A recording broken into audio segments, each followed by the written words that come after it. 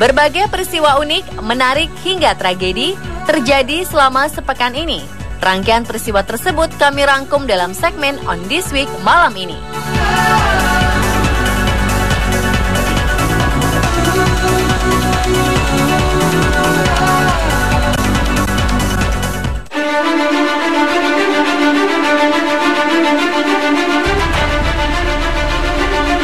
Sebanyak 72 orang dipastikan tewas setelah sebuah pabrik sepatu di dekat ibu kota Filipina, Manila terbakar pada Rabu lalu. Wali kota Valenzuela City, Rex Gachelian, mengabarkan lewat pesan singkat bahwa jumlah korban tewas akibat tragedi tersebut mencapai 72 orang dan masih belum diketahui jumlah korban hilang. Valenzuela City, tempat kejadian tersebut, terletak 14 km sebelah utara ibu kota Manila. Merupakan satu dari 16 kota yang membentuk wilayah Metro Manila. Gachelian mengatakan, api yang membakar Kentex Manufacturing Corp tersebut tampak berasal dari pengelasan yang dilakukan di pintu utama pabrik. Percikan api itu memicu ledakan bahan kimia yang digunakan untuk pembuatan sandal jepit.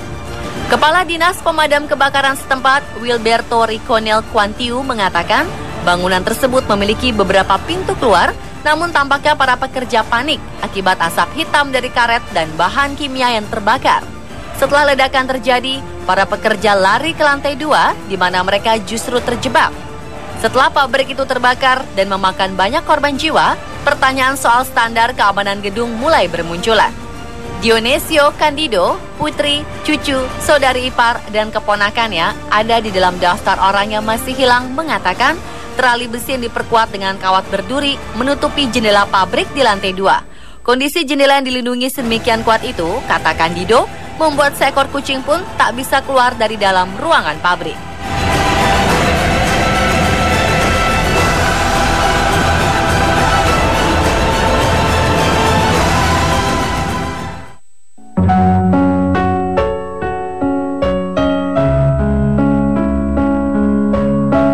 Namanya Felinda Soh, wajahnya cantik dengan rambut sebahu yang menggoda. Ia juga punya bulu mata dan kaki yang indah. Namun, sosok ideal perempuan 37 tahun itu hanya terlihat dari luar saja. Di dalam tubuhnya, ia merasakan sakit yang amat nyeri. Felinda memiliki luka bernanah di ususnya. Tes terakhir menunjukkan luka bernanah itu juga tumbuh di hatinya. Sejak remaja, Felinda sudah akrab dengan rumah sakit karena terserang hipotiroidisme atau ketidakcukupan hormon tiroid yang dihasilkan oleh kelenjar tiroid dan adhesi kolik atau bentuk nyeri kronis yang timbul dari pergerakan usus. Selain itu, Felinda juga punya benjolan di payudaranya dan sudah diangkat beberapa tahun lalu.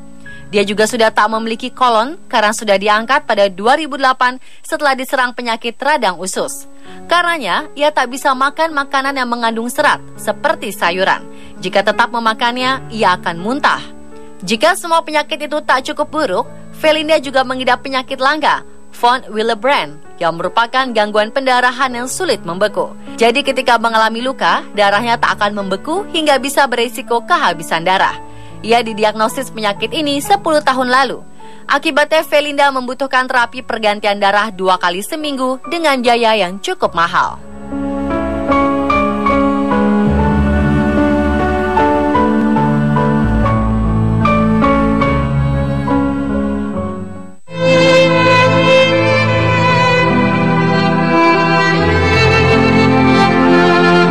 Salah satu alasan Kim Jong-un menghukum mati Menteri Pertahanan Hayon Yong-chol adalah karena sang menteri mengantuk saat pemimpin Korea Utara itu memimpin rapat militer. Sebuah surat kabar setempat sempat memuat foto pertemuan ini pada 26 April, di mana tampak Jenderal Hayon dengan mata terpejam. Pertemuan itu berlangsung 24 hingga 25 April. Dalam foto itu, Hayon di sebelah kiri tampak memejamkan mata. Badan Intelijen Korea Selatan menyebutkan Kim Jong-un sangat sensitif bila dalam rapat yang melihat ada peserta tertidur. Kalau ketahuan, diktator muda berusia 32 tahun itu tak segan-segan menghukumnya. Kim pernah beberapa kali memperingatkan para pejabat untuk tidak tidur saat rapat. Kim pernah menghukum Jenderal Cho Kyung-sung dengan menurunkan pangkatnya dari Jenderal Bintang 3 menjadi Bintang 1. Tentang Hayon, pejabat intelijen Korea Selatan mengatakan kemungkinan sang jenderal hanya terlihat seperti mengantuk. Namun diduga Kim sudah lama tidak senang kepada Hayon.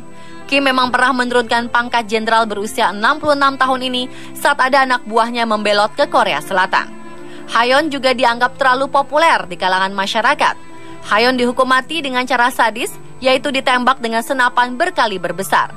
Kim sengaja ingin menebar rasa takut kepada para pemimpin militer korut. Bahkan pamannya sendiri, Jenderal Jang Sung-tak, dihukum mati pada 2013 juga karena ngantuk saat Kim berpidato.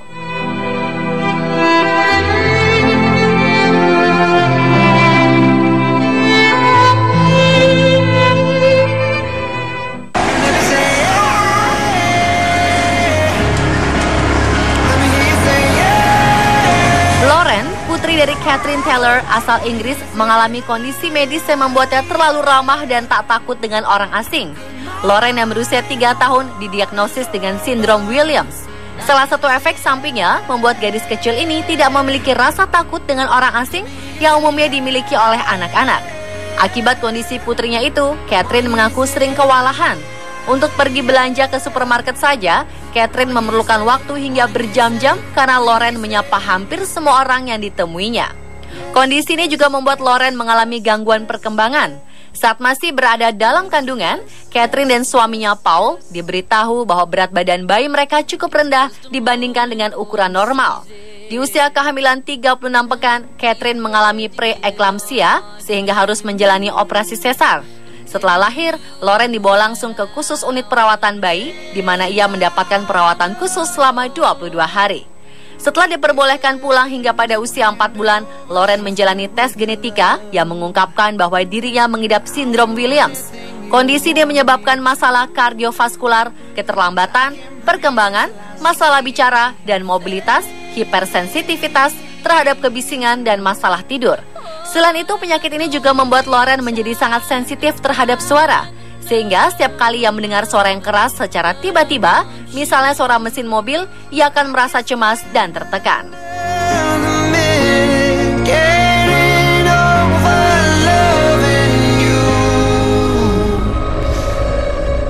Man, it's been a long day.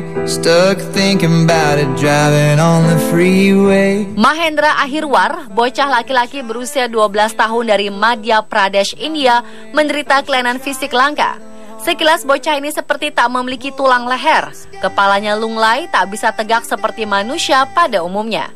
Orang tua Mahendra, Mukesh Ahirwar dan Sumitra Ahirwar, sudah membawa anaknya ke berbagai rumah sakit. Sudah 50 dokter menanganinya, tapi ia tak kunjung sembuh. Karena tak tega melihat sang anak menderita, Mukesh berdoa kepada Tuhan agar Tuhan saja merawat dan menghilangkan penderitaan putra kecilnya itu.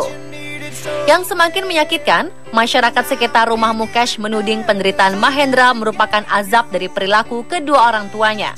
Karena tinggal di desa dan tidak memiliki banyak pengetahuan soal kesehatan, kedua orang tua Mahendra memang tidak pernah memeriksakan kesehatan Mahendra saat masih di dalam kandungan. Kelainan fisik Mahendra baru diketahui saat ia berusia 6 bulan. Karena tak memiliki biaya, kedua orang tuanya pun menganggap itu bukan hal yang parah dan tak membawanya berobat. Alhasil, kondisi Mahendra semakin parah dan tak bisa disembuhkan. Seorang dokter rumah sakit Artemis India mengatakan Mahendra mengalami kelainan yang disebut muscular disorder, penyakit langka yang memang jarang terjadi.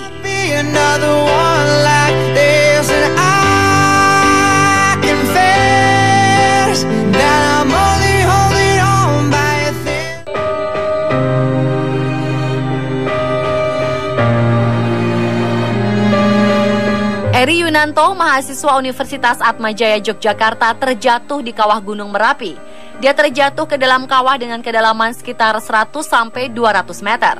Eri Yunanto bersama 5 rekannya melakukan pendakian. Saat berada di puncak Merapi, sekitar pukul 11 waktu Indonesia Barat, 16 Mei lalu, korban terpeleset hingga jatuh ke dalam kawah. 5 orang rekannya kemudian langsung turun dan melaporkan peristiwa itu di pos pendakian Merapi di Selo, Boyolali sekitar pukul 14 waktu Indonesia Barat. Warga bersama tim SAR Boyolali langsung menuju lokasi untuk melakukan evakuasi. Selain tim SAR, kelompok pencinta alam dari Universitas Atmajaya dan keluarga Eri pun datang ke Merapi untuk membantu pencarian. Tim SAR membawa perlengkapan standar rescue atau semacam alat bantu pernafasan untuk evaluasi gas beracun atau self-contained breathing apparatus. Hingga saat ini, Eri belum juga ditemukan.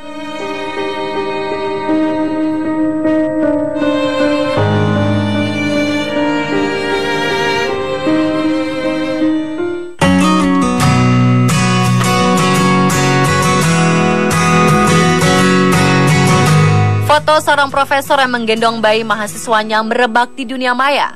Foto tersebut adalah foto seorang profesor bernama Dr. Sydney Engelberg dari Hebrew University, Australia. Foto yang diunggah oleh anak sang profesor, Sarit Fishbane, itu menyimpan kisah yang begitu menyentuh hati. Dalam akun Facebooknya, Fishbane menceritakan kalau foto itu diambil ketika bayi laki-laki dari salah satu mahasiswa yang diajarinya di kelas menangis. Bukannya menyuruh mahasiswanya keluar atau terganggu dengan suara tangisan si bayi, profesor tersebut langsung menggendong bayi itu dan menenangkannya sambil tetap mengajar di kelas. Menurut Fishbane, ayahnya tersebut memang menyukai anak-anak dan bayi, serta kini sudah memiliki 5 cucu. Ia menambahkan kalau ayahnya yang kini berusia 67 tahun ini memang tak melarang mahasiswanya membawa anaknya ke dalam kelas, apalagi jika mahasiswa tersebut tak bisa menggunakan jasa babysitter. Sang profesor memiliki pemahaman kalau kegiatan belajar bukan sekedar memahami teori saja, tetapi juga mempelajari nilai-nilai pembelajaran. Dan yang dilakukan sang profesor di kelasnya itu sudah jadi contoh tersendiri tentang cara menanamkan nilai-nilai yang sudah dipelajari dalam dunia nyata. Dr. Sydney Engelberg adalah seorang dosen yang mengajar di program pasca sarjana. Jadi ia tahu betul kalau sebagian mahasiswanya sudah memiliki anak. Ia pun memberi kebebasan para mahasiswanya untuk membawa anaknya ke dalam kelas.